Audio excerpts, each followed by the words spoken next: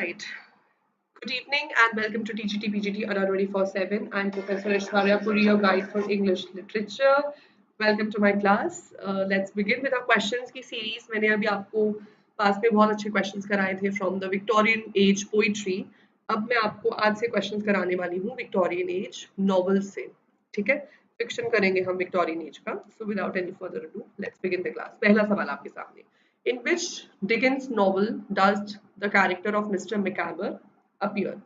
David Copperfield, Great Expectations, Oliver Twist, The Old Curiosity Shop. बताइए. Good evening, Pooja. Good evening. Welcome. Hi, Shubhajit. Good evening. Hello, Umesh. Good evening. जी चलिए बताइए सभी लोग. The right answer is option one, David Copperfield. David Copperfield, a novel which is also considered to be the most autobiographical novel of Charles Dickens. Also, his first novel to be written in complete first person narration. इस novel में mister मैकाबर का character always is seen using this phrase that something will turn up, something will turn up. So ये character बन जाते हैं synonymous with somebody who lives in hopeful expectations, who live in that hopeful bubble all the time. So yes, this quote, this phrase unka also, I think it is a UGC read previous year question also, so it is important for you to remember. Next question. In which Dickens novel was the death of Little Nell featured? David Copperfield, Great Expectations, Oliver Twist, Old Curiosity Shop. हाँ जी Ankita, BPSC PGT की अगर आप तैयारी कर रहे हैं तो please ध्यान रखिए सब लोग. बीपीएससी के सिलेबस में लिटरेचर प्रिस्क्राइब नहीं है. उन्होंने अपने सिलेबस में ग्रामर, एनसीईआरटी, एससीईआरटी कही है. पर पिछला जो बीपीएससी का एग्जाम हुआ था उसमें कोई क्वेश्चन एनसीईआरटी एससीईआरटी से नहीं था और उसकी जगह बहुत ही अटपटे off syllabus, out of syllabus questions थे लिटरेचर के, डिफिकल्ट. लेट्स होप इस बार ऐसे आउट ऑफ सिलेबस क्वेश्चंस ना आए और आपको सिलेबस से जो आपको सिलेबस प्रिस्क्राइब्ड है वहीं से आपका पेपर बने. बट हैविंग सेड दैट अगर आपका जो अगर आपके जो इसकी वो है, आपके जो जो भी क्वेश्चंस आपके प्रोबेबली जो भी तैयारी आपको चाहिए है वो इन क्वेश्चंस और इन क्लासेस से बेहतरीन तरीके से हो जाएगी. बिल्कुल ठीक है. चलिए, I would really appreciate to not ask अभी please let us try to just study in the class के एंड में हम बाकी बातें कर लेंगे. हाँ जी, the right answer is Old Curiosity Shop. Old Curiosity Shop में नेल ट्रेंड का कैरेक्टर है एंड उनको थ्रू आउट, इस लड़की को throughout the novel Little Nell Nell के नाम से बुलाया गया है. Her the very pathetic episode of her death in this novel shook the entire nation. मैं हमेशा ये एनालॉजी यूज करती हूँ अपनी क्लासेस में भी कि जैसे पूरा इंडिया कब रोया था लास्ट, जब मिहिर मरा था, वैसे ही पूरा इंग्लैंड आखिरी बार कब मिलके रोया था, जब लिटिल नेल की डेथ हुई थी इस नॉवल में, ओल्ड क्यूरियोसिटी शॉप में. ठीक है. चलिए अगला सवाल. For what was Charles Dickens's father imprisoned in 1824? Assault, debt, drunkenness, theft. So Charles Dickens' father was imprisoned and he has used that autobiographical detail of his life in his novels. And the question here now is किस reason से उनके father को jail में जाना पड़ा था in the year 1824. And the right answer is debt. ठीक है. डेट की वजह से कर्जा उन्होंने लिया हुआ था, कर्जा नहीं चुका पाए, इस वजह से ही was sent to the debt prison. And इस ये जो आप okay, so additional information very relevant for you. इनका जो नॉवल है लिटिल डॉरेट, उसमें Marshalsea prison for debtors आपको देखने को मिलता है. सो मार्शल सी प्रिजन उस टाइम पे बड़ा पॉपुलर एक प्रिजन था जहाँ पे डेट जिन्होंने नहीं पे किया है उनको वहां पर रखा जाता था. And his father was also kept there. So he has used that information in his novel Little Dorrit. अगला सवाल. Which was not a Charles Dickens character? Bill Sikes, Mr. Pecksniff, Sam Weller, Tom Sawyer.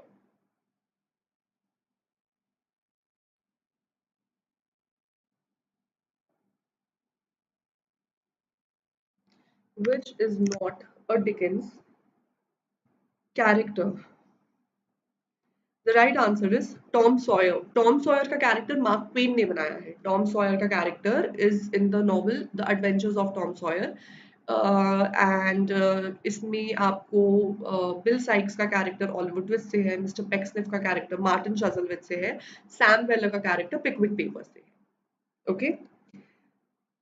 Which of Charles Dickens's works remain unfinished at the time of his death? So he was working on a novel which he left incomplete because he died. A Tale of Two Cities, The Mystery of Edwin Drood, Great Expectations, Our Mutual Friend.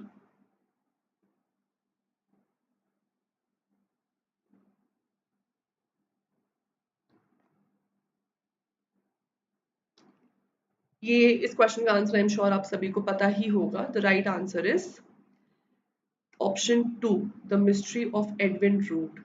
So, The Mystery of Edwin Drood was going to be, had he completed it, it would have been his only murder mystery novel. And however, he couldn't complete it because he died in the process. He not in the process. I mean, he died in the middle of it, so he couldn't complete it. Next question. Which Dickens novel features scenes from the French Revolution? Very important question. This question has been asked in UGC NET exams, SET exams, TGT, PGT exams. So very, very crucial. This question is based on the background. Please remember, if a novel is a historical novel, then कौन सी उसकी historical setting है, ये एक बहुत important aspect बनता है इस novel. ठीक है? तो यहाँ पर we have A Tale of Two Cities, Barnaby Rudge, Nicholas Nickleby, The Pickwick Papers. And the right answer is option A, Tale of Two Cities. Now this is another question from this, which are the two cities? किन two cities की tale की बात हो रही है? So the answer is London and Paris. Again, this is a UGC NET previous year question. This is a TGT PGT PYQ. Also, let us look at these two options, option 1 and option 2. These both are his only historical novels. The first one was Barnaby Rudge. इसका background है Catholic revolts का, Gordon riots in the 1780s in England. The second novel is A Tale of Two Cities. इसका background है French Revolution का, and ये दोनों इनके इकलौते historical novels हैं. Clear? Next question. What nom de plume or pen name did Charles Dickens use? Please remember, ये जो टाइटल, ये वर्ड होता है पेन नेम, मतलब राइटर्स जब अपना नाम ना यूज कर कर एक इमेजिनरी फिक्टिशियस नेम एम्प्लॉय करते हैं अपने वर्क्स को पब्लिश करने के लिए. ये दो तीन आपको टर्म्स देखने को मिल सकती हैं एग्जाम में. पेन नेम भी हो सकता है, स्यूडोनिम भी हो सकता है, नॉम दे प्लूम भी हो सकता है. ठीक है. Nom de plume is French, pseudonym is a fake name and pen name is a literary term. So Charles Dickens कौन सा पेन नेम यूज करते थे? ऑल्सो और हमारे फेमस राइटर्स कौन कौन से पेन नेम्स यूज करते थे? जैसे कि कमला दास का कई बार पूछा जाता है कि कमला दास का ट्रू नेम क्या था. अ, माधवी कुट्टी, या फिर माधवी कुट्टी किस पेन नेम से लिख रही थी? कमला दास. इस तरीके से आपके क्वेश्चंस काफी बनते हैं एग्जाम में. Very good. The right answer is Bhoj. So Bhoj was his family nickname. उनको घर पे बोस के नाम से बुलाते थे, तो वहां से he borrowed this name and he used it as his pseudonym. Whose team of pickpockets appeared in Charles Dickens' novel Oliver Twist? Again, this question is a very important, oftenly repeated question. Like, मैं अभी pen नहीं use कर पाऊंगी, but I wish I could have. मैं star लगा देती इसके आगे, बिकॉज ये जो कैरेक्टर की हम यहाँ बात कर रहे हैं, ये कैरेक्टर कई बार आपके पेपर में पूछा गया है. ठीक है जी, बताइए.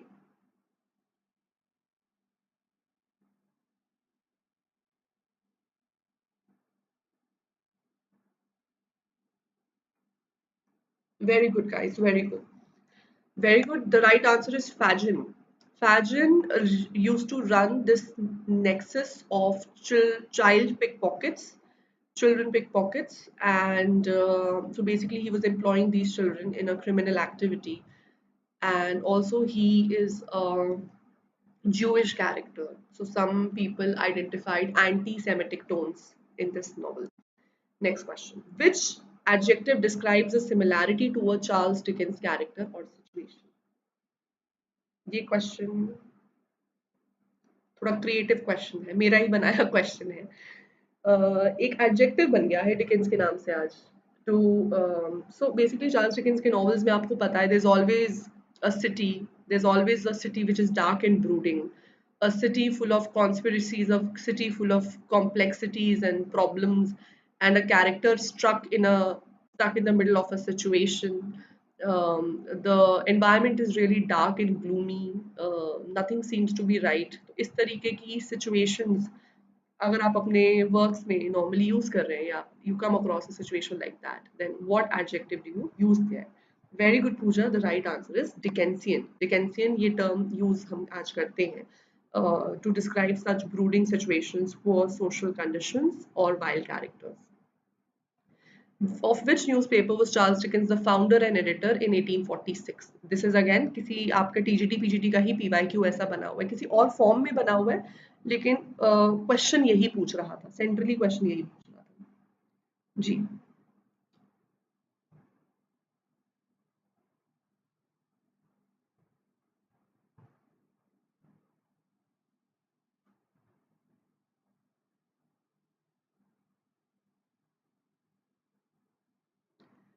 the right answer is option 1 the Daily News. The Daily News was a left wing newspaper morning Chronicle बहुत ही फेमस न्यूज़पेपर है इंग्लैंड में एंड ये राइट विंग पॉलिटिक्स के अंडर रन कर रहा था राइट विंग पॉलिटिक्स के आइडियल्स को स्प्रेड कर रहा था सो उसके राइवल की तरह लेफ्ट विंग आइडियोलॉजी को स्प्रेड करने के लिए ये डेली न्यूज़पेपर की शुरुआत की गई थी Who was the hero in Great Expectations by Charles Dickens? Another oftenly repeated character question.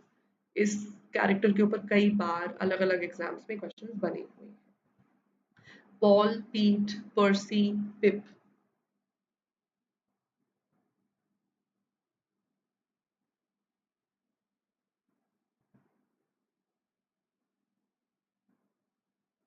Very good. The right answer is Pip. Pip is the right answer.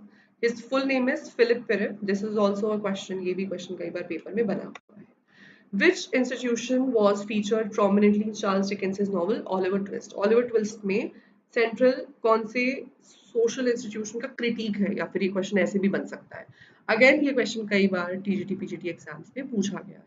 Charles Dickens के question क्योंकि सभी novels social critic novels हैं तो ये तो सबसे important question यहाँ पे बनता है कि किस सोशल इंस्टीट्यूशन का क्रिटिक उनके किस पर्टिकुलर नॉवल में देखने को मिलता है जैसे कि very good option D is the correct answer Oliver twist novel में इंग्लिश वर्क हाउसेस का थीम देखने को मिलता था और ऑलिवर ट्विस्ट का सबटाइटल भी बहुत इंपॉर्टेंट है parish boys progress Which episode would you need a heart of stone not to laugh at according to Oscar Wilde? Oscar Wilde के अकॉर्डिंग चार्ल्स डिकेंस के एक नॉवल में एक एपिसोड है एक सीन है जो इतना ह्यूमरस है इतना फनी है कि ऐसा हो ही नहीं सकता कि आप उसको पढ़ें और आपको हंसी ना आए The young David Copperfield forced by his evil stepfather to wear a placard saying he bites, the death of Betty Higgin, the death of the pure and innocent little Nell, the ancient jilted Miss Havisham, still in her tattered wedding dress.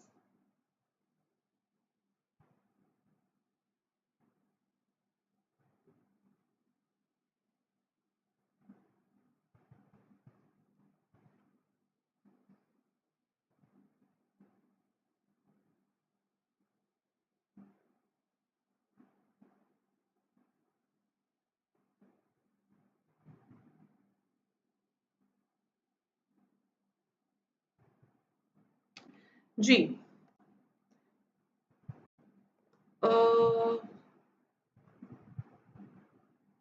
Sorry I mean गलत नहीं गलत answer है गलत answer होना चाहिए गलत answer है sorry the right answer is option one young David Copperfield forced by his evil stepfather to wear a placard saying he bites should be the right answer sorry wrong answer है यहाँ पर next question who described Dickens as having a large loving mind and the strongest sympathy with the poorer classes Queen Victoria G.B. Shaw T.S. Eliot या Oscar Wilde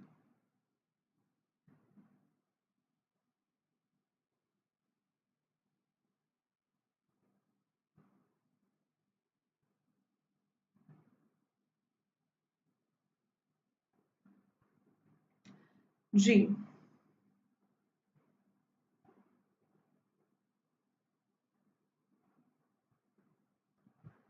The right answer is option 1. Queen Victoria herself made the statement about Charles Dickens that he had a large and a loving mind, strongest sympathy with the poorer classes. Which Austen novel features the character of Sir Walter Elliot? So now we're looking at Jane Austen. Jane Austen वैसे is a romantic. Please remember this question because हमारे DSSSB के आपके जो question अभी बनते हैं specially TGT में ये बड़े क्वेश्चन बने हैं कि कौन सा राइटर किस एज का है तो सर वॉल्टर एलियट का कैरेक्टर है जेन ऑस्टन के किस नॉवल में जेन ऑस्टन एक रोमांटिक नॉवलिस्ट है she is not a Victorian novelist she is a romantic novelist please remember that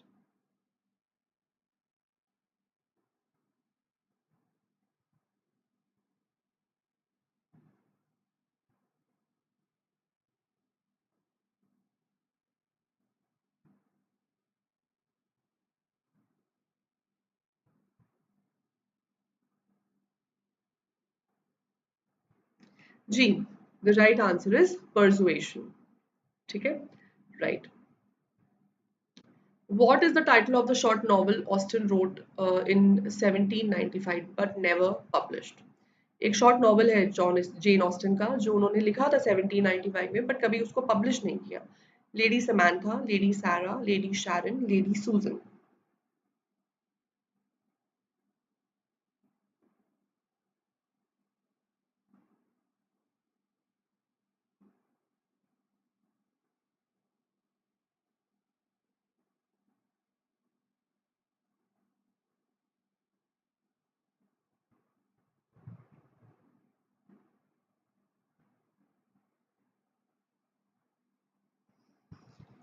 ji very good the right answer is lady susan it was not published until 1871 right in pride and prejudice what is the profession of mr wickham Mr. Wickham का character है in Pride and Prejudice novel.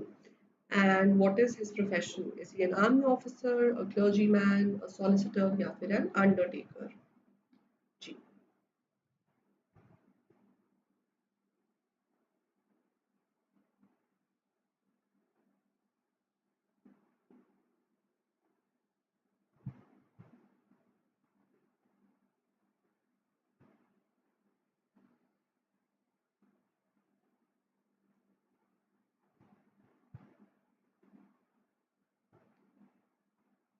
He was not a clergyman. He was an army officer. ठीक है? Mr. Wickham was an army officer.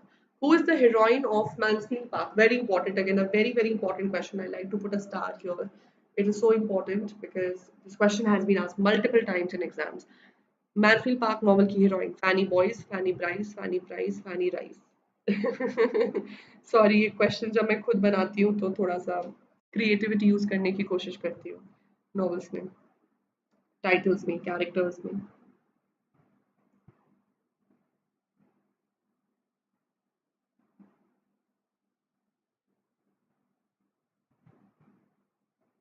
Thank you. Very good. The right answer is Fanny Price.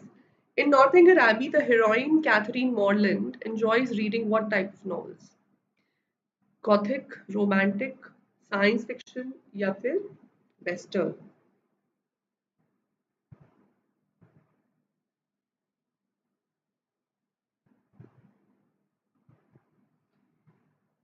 The right answer is Gothic. Please remember the novel Northanger Abbey by John Jane Austen. It is a critique, or it was a burlesque. It was a satire on Gothic novels of her period, of her times.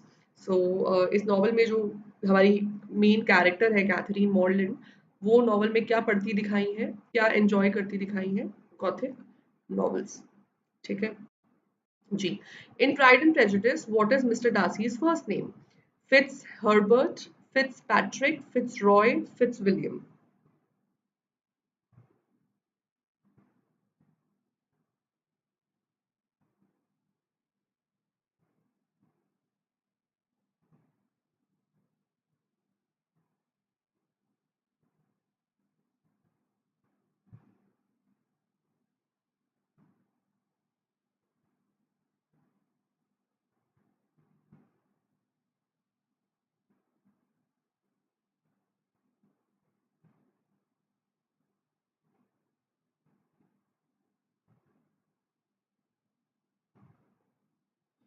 G.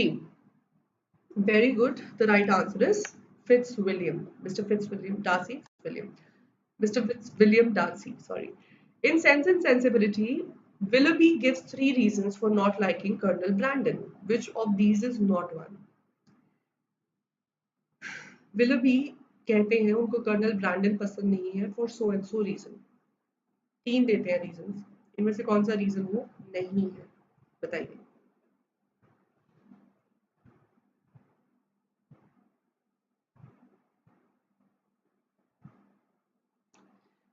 He wouldn't buy his brown mare. He wouldn't sell his pointer bitch. He said it would rain. He found fault with the hanging on his curricle. G.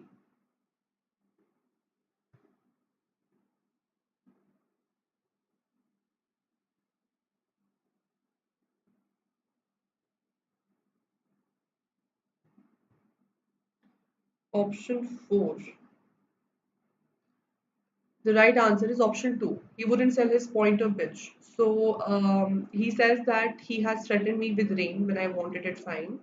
He has found fault with my hanging of my curricle. Curricle क्या होता है? This is the buggy that you add with your घोड़ा. So घोड़ा buggies होती है ना? So this is that buggy that you add. And he also said that I cannot persuade him to buy my brown mare.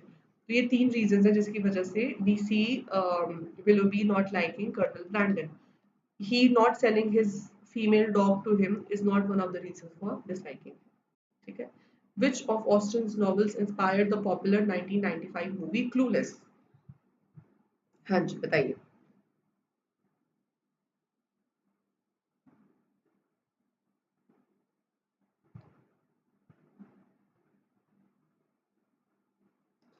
Clueless एक बहुत ही famous Hollywood की movie है जो कि जेन ऑस्टन के ही एक नॉवल से इंस्पायर्ड है.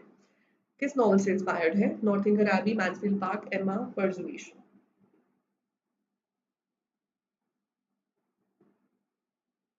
Very good. The right answer is एमा. एमा मूवी, एमा नॉवल से हॉलीवुड की मूवी तो इंस्पायर्ड है ही है. बॉलीवुड की एक मूवी भी इंस्पायर्ड है. आयशा मूवी है बाय उसमें द लीड एक्ट्रेस है Sonam Kapoor. That movie is that also inspired by this novel Emma. ठीक है. चलिए very good. Austen wrote under the pen name a lady writer, J A या जेन. जेन ऑस्टिन किस pen name के under लिख रही थी?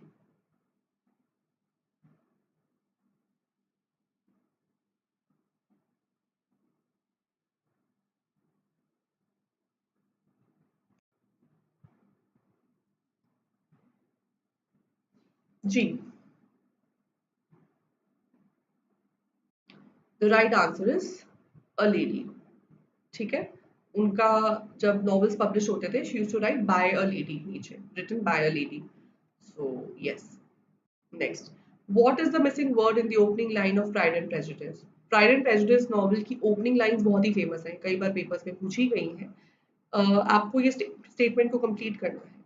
It is a truth universally dash that a single man in possession of a good fortune must be in want of a wife.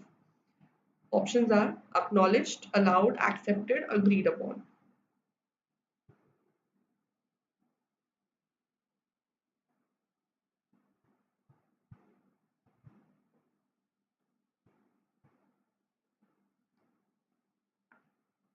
Very good, very good, very good. The right answer is acknowledged. Absolutely correct. Which two books by Jane Austen are set partially in Bath? ये question UGC net का previous year question है कि bath city में Jane Austen के कौन से दो novels में सेटिंग देखी गई है. Sense and sensibility and Emma, Northanger Abbey and Emma, Persuasion and Northanger Abbey, Persuasion and Sense and sensibility.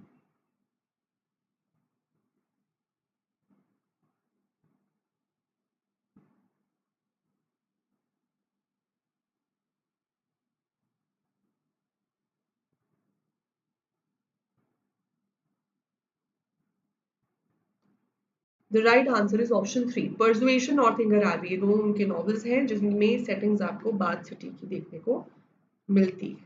ठीक है. Which book begins as such? The family of Dashwood had long been settled in Sussex.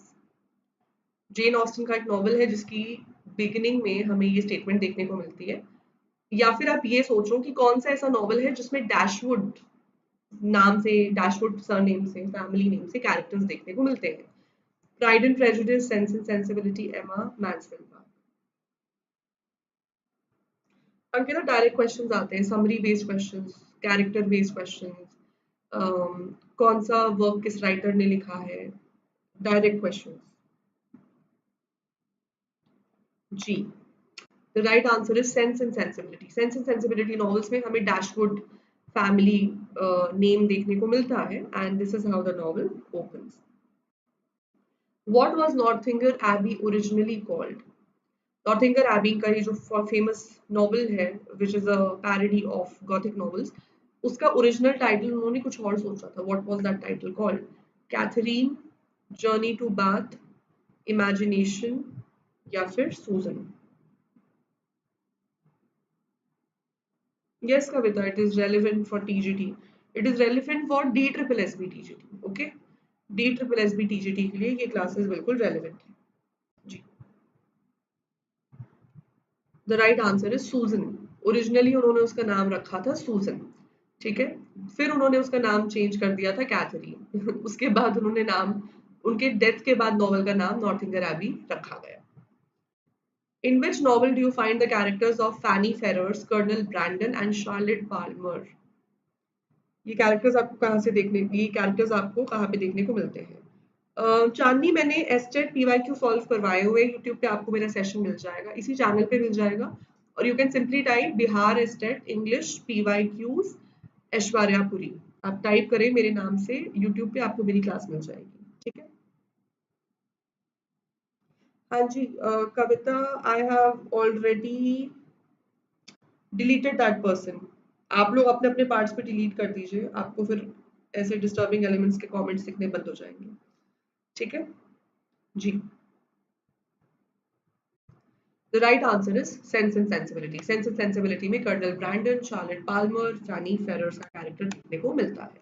Last question of the day. In Mansfield Park, what is Fanny's chief form of exercise? Mansfield park novel में भी सी फैनी price का character ये एक exercise करती है. क्या थी इनकी एक्सरसाइज इसमें? Long walks, riding, dancing, she does not exercise.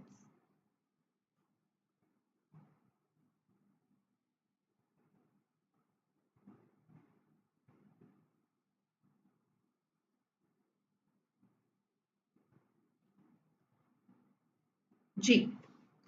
So the right answer is option two, riding. She used to ride horses. That she called it her chief form of exercise.